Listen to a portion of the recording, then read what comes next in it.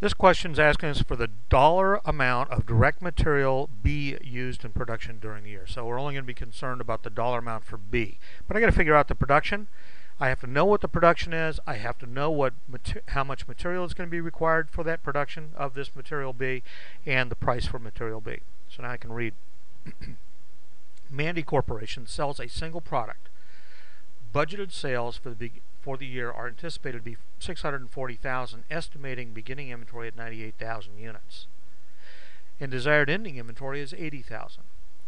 The quantities of direct materials expected to be used for each unit of finished products are given below. Material A, which I'm not really concerned about in this question because they asked about B, but A is 50 cents per pound per unit, and 60 cents per pound for material B, and they use 1 pound per unit.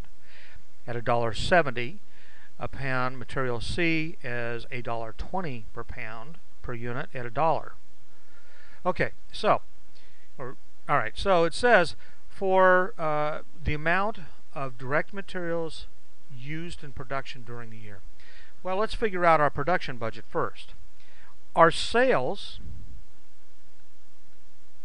are going to be 640,000 units. Okay, so I'm taking my sales. Also, we have beginning inventory of 98,000, so I can subtract that because that's already going to be there. I don't have to produce that, so I'm going to subtract that beginning inventory.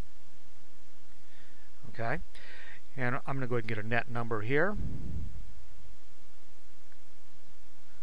and that's 558. That's wrong. Wait a minute. 548. Let me fix that. 542,000. Thank you very much. I can't add at all. So if I were going to have 0 ending inventory, it would be 542,000. And I could meet my production, right? Because I've got 98,000 units there. I need to produce 600, or I'm going to sell 640, so I really only have to do 542. The problem being, I'd have 0 units to sell it the first day of the following year. So they're saying they want me to have an ending inventory. I need to produce that. So to supply the ending inventory, which is supposed to be 80,000 units, I need to produce that much too, or also. So my production would need to be 622,000 units. Good so far? That's what I need to produce. Now we can figure out, well, how much material B are we going to use? Material B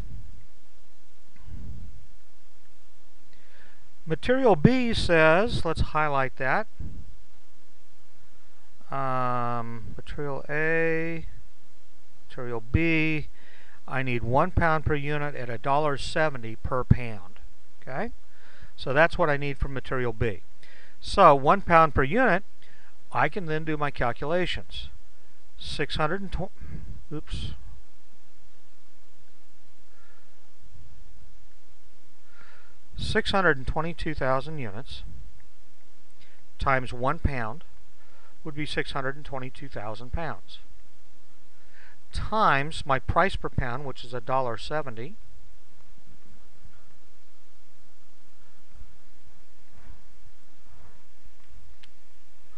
and what's $1.70 times 622?